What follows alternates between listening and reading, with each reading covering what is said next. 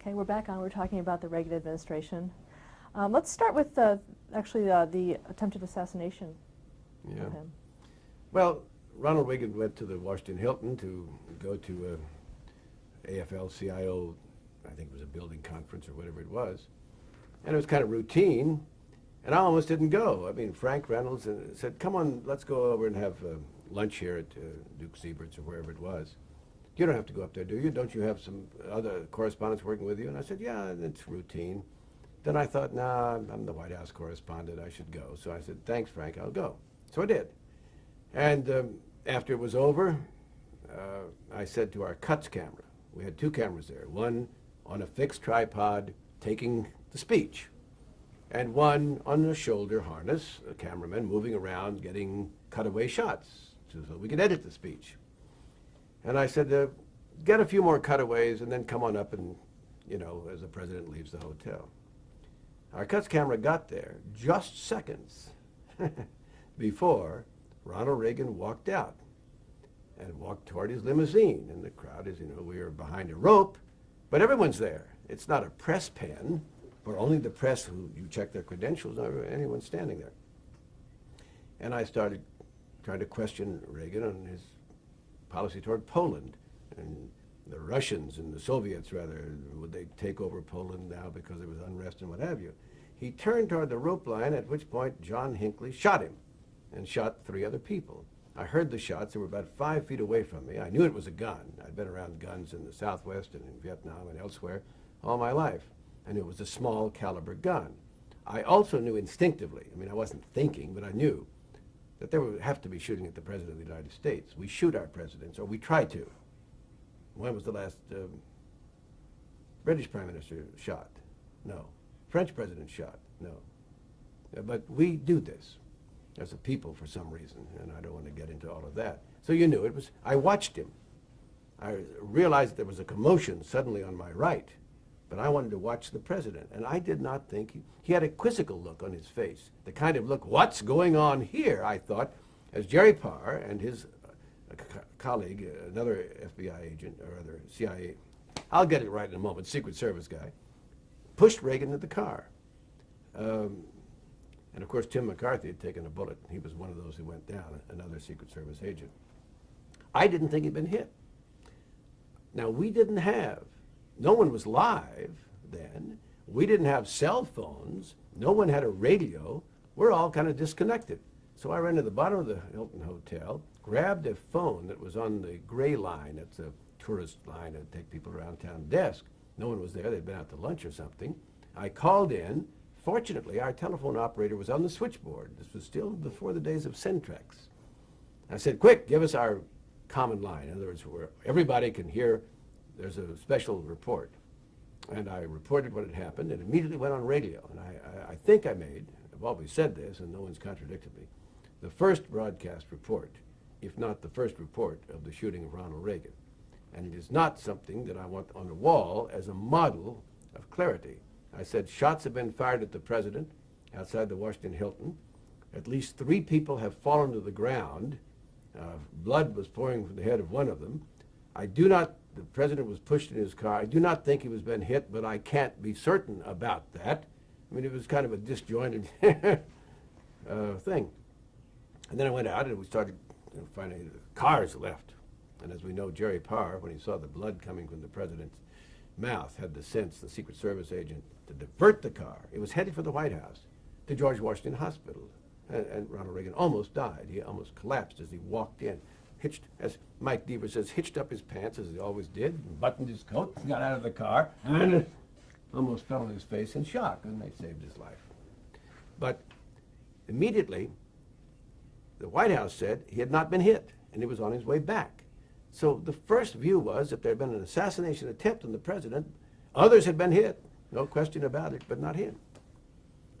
We soon realized that that was not true, and it was one H of an afternoon.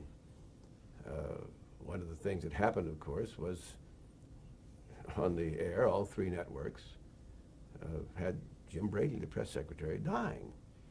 Fortunately, Jim, although severely injured, and to this day clearly injured because of that shooting, has never completely recovered, had not died.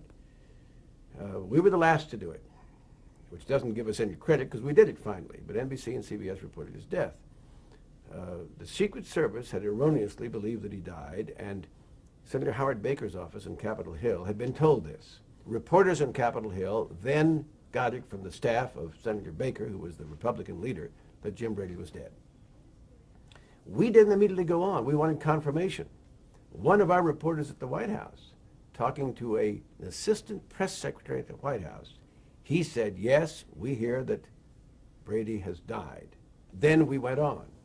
In a few minutes, suddenly, Brady was still alive. And Frank Reynolds, to his credit, our great anchorman, on the air, hit the desk. He said, let's get it right. Let's find out what happened. I mean, he was angry that we had reported on such an important event and reported the death of the press secretary, and he was still alive.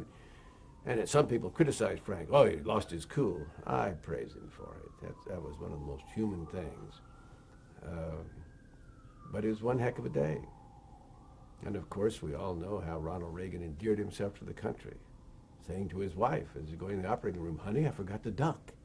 And to the doctors, I hope all of you are Republicans today. I mean, all in all, using an old W.C. Fields line, all in all, I'd rather be in Philadelphia. Well, okay. The guy comes out of the hospital, and the reporter yells at him, how do you feel? What are you going to do when you get back to the White House? He said, sit down. It was hard. I don't know reporters. I'm certainly speaking for myself. You couldn't dislike Ronald Reagan. You couldn't dislike this individual. His policies, again, were other things. And you can find many things I said on the air which clearly suggest that his policies in one respect or not did not appear to be working, or he had not done this right, or he had flubbed this fact at a news conference, and his staff was always upset about that, and they'd go running around and say what the president meant to say. Well, don't you realize now, actually, this is the way to understand what he was trying to say. I'd ask him many questions at news conferences along with others, and he'd just, give any sort of answer he wanted to. Once I asked him, because the debate on the floor of the Senate was about whether to make Martin Luther King Jr.'s birthday a national holiday. He called on me. I said, Mr. President, Senator Jesse Helms is saying that Martin Luther King Jr. was a communist sympathizer. Do you agree? Well, he said, we'll know in 35 years, won't we? Because that was the length of time before Dr. King's most private papers were going to be made public. Well, he called Coretta King the next day to explain it and say, well, the press misconstrued what I was saying, and all of that. No, we didn't misconstrue anything. He said it. I learned later that his staff said that when they were rehearsing, because very few questions come to presidents that the staff doesn't anticipate, not because we're in collusion, but because if you know what's going on in the world, you want to ask about Iraq, or you want to ask about that, everybody knows that. They had tried that, some variation of the question, and he cracked what they thought was a joke. Oh, he's just joking. How about 35 years? He'll never say that publicly. That's not PC. Why, no, Ronald Reagan will say anything you want. I said to him one time, I said, Mr. President, this commission finds that the O-rings were frozen. The Challenger disaster, after 73 seconds, killed those astronauts. But nothing seems to be done to anybody about it. I said, if a railroad engineer falls asleep at the train and the train derails and kills a bunch of people, he's hauled right into court for negligent homicide. Shouldn't someone be held responsible? Well, he said, it's Florida. Florida's thought to be warm. No one thought it would be that cold. Well, every January at Cape Canaveral, the record shows it goes below 0 most mornings. Well, he didn't know this. I used to say I think Ronald Reagan could have passed a polygraph test on anything he said because he believed it. He wasn't trying to obfuscate or lie or anything like that. He believed it. Just much of it just wasn't the real world. But he was an interesting person. Well, one time he did lie. One time he did lie about the Iran-Contra thing. Once in the Roosevelt room, the same room where Bill Clinton, I was present when Bill Clinton wagged his finger and said, now, I had no sexual relationship with that woman, Ms. Lewinsky. We pressed Reagan. Is it true you sell arms for us? He said, well, story has no foundation whatsoever. Now, later he had to acknowledge on the 6th of March of the next year that, yes, he had sold arms for hostages to Iran. All presidents, when they get in trouble, all people, when they get in trouble, their first instinct is to cover it up. And it's almost always worse. If Richard Nixon, instead of on that Wednesday cooking up the cover-up of Watergate, had just said publicly, some of my people did something, I didn't authorize it, I think it's wrong, I'm terribly sorry for them, I'm going to get them the best lawyers, you know, to defend them under our system, I don't condone it, he would have served out his presidency. The second term, who knows what would have happened. Now, how much access did you have to Reagan? Well, we had great access to Jimmy Carter. We'd walk down the street in Plains or another American city. Secret Service would have the diamond formation about him, but we could ask him questions. Some people say, this Sam Donaldson shouts at presidents. No one ever heard me shout at Jimmy Carter. I was always close enough to him to ask him a question in a normal voice. The time Reagan got to the White House, they sequestered him, particularly after he was shot. We'd be behind a rope line, but he'd be 50 yards away. Your choice was to stand there quietly like a good little lady or gentleman. But as reporters, our job is to ask questions or shout. Our access, therefore, was somewhat limited, although there would be times as members of the pool that would be fairly close to him. Once he went to the old checkpoint Charlie when the Berlin Wall was still in existence. And he went to the first line. There were several lines before you got into East Berlin, where the Soviet occupation was still in effect. And I jokingly said to him, Mr. President, be careful, don't fall over and let those dirty commies capture you. He looked back, he winked, he took his right leg and he danced it across the line. Well, I mean, again, what can you say? Can you be angry at this man? Now you say, well, the President of the United States? I don't think he clowned around when it was important. But the interaction was just fine. Once they brought out, in those days, when the President of the United States appeared in the press room, everyone went live. Today, I think the cable news networks go live, but the commercial networks don't, unless it's something that you know there's going to be news beforehand and what have you. So he came out to answer some questions about something. And unbeknownst, I guess unbeknownst to him, David Gergen, who's always in the White House with one president or another, and Nancy Reagan wheeled in a cake. It was the president's birthday, or close enough for government work, and so people sang happy birthday. We're all live.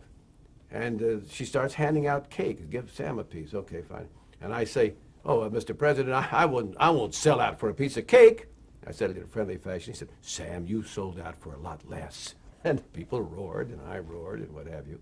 So that kind of access. But when it came to important matters, to be able to question him, except when he'd walk to his helicopter, and we're 50 yards away, and we'd be shouting questions, he'd go, what? What? But when he heard a question he wanted to answer, and his hearing was better than you think, he'd come right over the rope and he'd answer it. So, I mean, if he never did, we'd stop shouting. Finally, you know, you'd give up. But he'd do it often enough so that you did it. And when he'd go to other cities, often we'd be at the front ramp. As he walked down the ramp, we could question him as he did that. Today, they don't let you do that. You kept far, far away. So the access in my time, beginning with John Kennedy, although I was not the White House correspondent, has just gotten progressively less and less and less and less. The news management of what you can see and what you can get. Because remember, if you're doing the print reporting, talk to someone on the phone, you've got your story. If you're in television, hey, you've got a story, but you don't have the pictures. And despite my own feeling about my handsome face, my face is not television.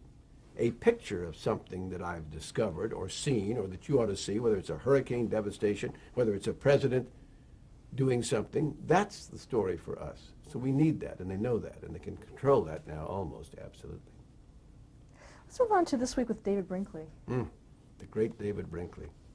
When he was hired by Roone Arledge in 1981, Leonard Goldenson, who was again the founder of ABC, says in his biography he was against it. Why? Because he said David was too old. He was 61. By the time David Brinkley and Roone hired him, and Leonard later said, of course Roone was right. By the time he retired, he had done his Sunday program for us, This Week with David Brinkley, 1 year longer than the Huntley-Brinkley Report on NBC. He retired when he was 76. He was simply one of the great icons of our business, one of the original people in our business. Someone who, with his wry wit, could puncture pomposity, could also put things in ordinary language, was interesting to watch and listen to. Once a correspondent who later became an NBC anchor, who's now deceased, named John Chancellor, was arrested on the convention floor in 1964, the Republican convention in San Francisco, the first convention that I attended, because the Republican guards wanted him out of the way. And he, on the air, he said, "Is John Chancellor being arrested? This is an outrage, arrested somewhere on the floor of the Republican convention." They went up to the booth, of course, and here's Chet Huntley and David Brinkley. And David said, "Well, I don't know what they can charge him with.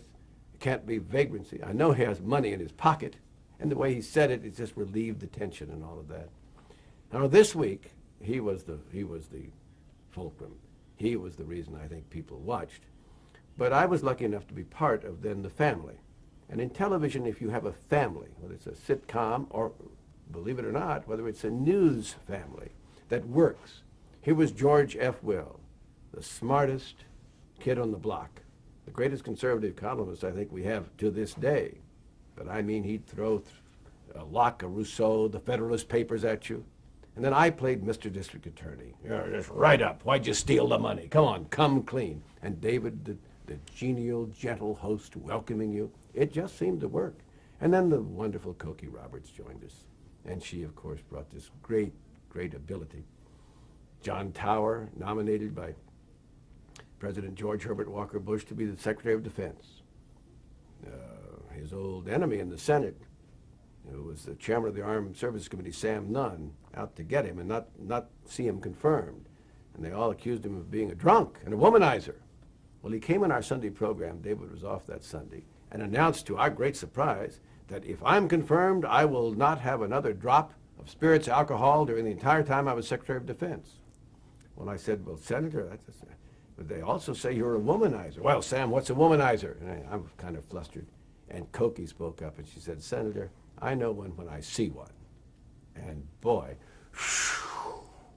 it was not confirmed, not because of our broadcast. But there were so many moments on the Brinkley broadcast that I remember. We were lucky. In the 80s, we were lucky to have David Brinkley. And we were lucky to have Roone Arledge, who made a television show out of it. It went to an hour, put in bumper music, beautiful pictures. The others were still trying to do a print press conference of the air, and they weren't competitive. Fine people in those broadcasts, but they just weren't competitive in television's time. It wasn't until the 90s that they got, particularly NBC, they started getting smart about how to do it.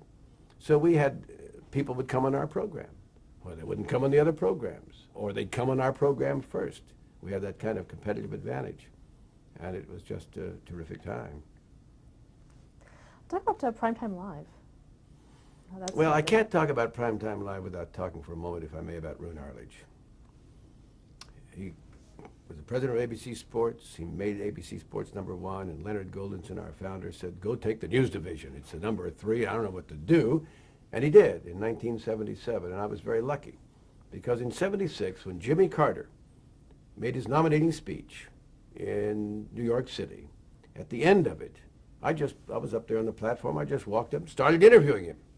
And Roone was watching. He didn't know anything about it, but he was waiting because at the end of the convention, when he went off the air, some sporting event was going to go on. He was just kind of chatting. So he saw that who is this guy, Sam Donaldson? He's interviewing Carter, and where are the other networks? They're cutting away wildly. They don't have their men there and what have you. So when he took over, I had a leg up, and I was the White House correspondent. I sort of won his favor because I'm going to tell a story. Roone used money like confetti. It's in the Bible. You throw it out in the water and it comes back tenfold. He bought the Olympics and made the Olympics the television spectacular it is today. He bought Monday Night Football and made that the great show that it's been ever since. Put Dandy Don together with Howard Cosell, the coach, and it just worked. He did all of these things.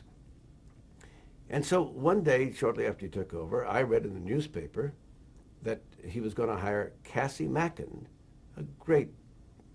one of the first great female correspondents in modern times. There had been others before her who worked for NBC News, and that he was going to pay her $100,000 a year. Well, I had become the White House correspondent, and I had been given an outlandishly high contract, I think $65,000 a year. In 3 years, I would go to $75,000. And believe me, below the anchor level, that was, for ABC at least, that was as good as it gets. So I looked at that, and I wrote Rune a note. I said, "Dear Rune, I see you're about to hire Cassie Mackin. Great move. She's just terrific. It says you're going to pay her $100,000 a year. If your White House correspondent isn't worth at least that much, you ought to replace him. Sam." Next morning, the phone rang. Said, "Stand by, Rune Arledge's calling." Oh, my goodness, what have I done, you idiot? "Sam, it's Rune." Yeah, Rune. "I got your note. I agree with you. It's fine. You know, Irvin Weiner, who was his money man, he'll get in touch with you this afternoon. You're exactly right. By the way, how you doing?" "Well, I'm fine, Rune. I got to run. Bye." Overnight, I'm raised from $65,000 to $100,000. Was I better the next day than I had been? No. And throughout the years, Rune used money. And he made ABC #1. Now, some of us think that, well, we were his front men. We were there. Ted Koppel, yes. And Peter Jennings, you bet. The late Frank Reynolds. Some of us were, along. But he lifted us because he brought to us money, he brought to us airtime, and he brought to us an esprit. Working for Rune, you knew you were working for #1. I mean, you were working for the best. Everybody knew him. So now it comes to Primetime Live. You want to hear about that? I wanted to leave the White House. It's been 12 years, you do something so long, you just do it by rote and you lose your edge. So he called me one day in, I guess, October of '88, and he said, "What would you think about doing a program with Diane Sawyer?" Well, Diane Sawyer worked for CBS. I said, "Well, that'd be terrific, but I want to stay at ABC." No, he said, "You mustn't tell a soul. But I've been talking to Diane for some time now. I think there's a pretty good chance that I can get her to come over here." Well, I said, "Rune, that'd be wonderful," and all that. Time passed and got to be January, and then he calls me up for real. He says, "I think she's going to come. I think she's going to come. Would you have drinks with her tonight?" I said, "Sure." So Diana went up and we just batted our eyes at each other and said how wonderful it'd be if we could work together. And boy, heaven was singing and the larks on the wing and all of that. And Rune got her to come over to ABC. And CBS and Bill Paley, the founder of CBS, was still alive, was in anguish, but it didn't matter. But because of being paired with Diane, once again, I have a nice house in the Washington area. I call it the house that Rune built. There's a book by that name by a very fine reporter. But forget that side of it. The opportunity. I was so bad to begin with on Primetime Live. It was a magazine show. To me, the lead is the lead. It's your first sentence. President Carter today announced, Ronald Reagan today signed, Ronald Reagan said, "Mr. Gorbachev, tear down this wall." In a magazine piece, the lead may be at the end or in the middle. You need to start, they cry, they die, I don't know, but I just was kind of a basket kid. Diane knew how to do it. She'd come from 60 Minutes. Chris Wallace was pretty good. And we started out. They started out in New York. Rune wanted a big audience because he'd always wanted to do, when he was growing up, the show that to him was television. It was Ed Sullivan, Toast of the Town, which became the Ed Sullivan Show. Big audience. In our audience tonight, here's the champion of the world, ex-champion, Joe Louis, take a bow. He wanted to do that. He tried it with Howard Cosell, called Saturday Night with Howard Cosell. It didn't work. He was going to try it with us. We had a big bid wall. We could interview people. The secretary, James Baker, was on our first Secretary of State. What do you think about the hostage crisis? And we weren't doing very good. It just wasn't, I mean, we bounced along. We had our moments. One of our great moments, I thought, Rune thought, Diane thought. We were on Thursday night. One afternoon, we're sitting around about 2:30. What are we going to do tonight? We have an hour of television. It's experiment. The Berlin Wall. It's come down. Not only figuratively, but literally. They're opening it up. The fall of the Berlin Wall in my lifetime was one of those seminal political events that you just cannot imagine today. So boy, did we go into high gear, and we had cameras at the wall and interviews there. And I called in my old friend Ronald Reagan to come into his office at Century City in Los Angeles to do live interview. And we did the program, and Mr. Reagan, President Reagan, you said, Gorbachev, yes, I thought the wall and all of that. And when we were through, we just were so happy. And we went to some place to have a drink afterward near ABC in New York. And Roon came walking in unannounced. And if you knew Roon, he'd let his driver go earlier in the evening. He took a cab for Roon Arledge to take a taxi. I mean, he walked in, he said, this, you guys have made it. You've turned it around. This is it. This is what ABC News is all about. This is wonderful. Yeah, I mean, we drank. The next morning, I'd stayed in New York, of course, overnight. I came walking, talk about a jaunty step. We got in there and discovered we had about 11 share. I mean, no one was watching our special. The phone rings. It's Roon. Talks to our executive producer. I'm thinking about it. I couldn't understand some of those people from the wall. And that interview with Reagan, it was fine, except it went 2 or 3 minutes too long. I mean, Roon suddenly discovered, hey, that show wasn't that great after all. I don't blame him in a sense. Presidents don't admit mistakes, do they? Oh, well, that's a political comment. I shouldn't make it. In any event, we kept on. And finally, after about 8 or 9 months, we had a meeting one night after the show. Roon and Rick Kaplan, our executive producer, and Diane and me. And we all said, it's not working, and if we can't get it working soon, we got to stop it. There's no sense killing ourselves for low ratings. So I suggested, why don't I go back to Washington? That's my hometown. I mean, with all due respect to you New Yorkers, I once was up here and you paid no attention to me whatsoever, and I've hated you ever since. With all respect, I'm Washington. People, if they know me at all, they know me as Washington. Everyone thought it was a good idea. I came back here, and it began to work. I began to learn how to do magazine pieces. Diane had her own space. Boy, do I give a great big gold star to both her and Charlie Gibson. Charlie and Diane are wonderful. But Charlie's the only man in this business so far, given what happened to her at CBS and with my experience, where sitting with her, I mean, she needs her own space, and she had it. And I had my own space. And so for the next 3 or 3.5 years, until some little program called ER came along, we were number one. Well, Number one. Stuff there to change the tape. Mm-hmm.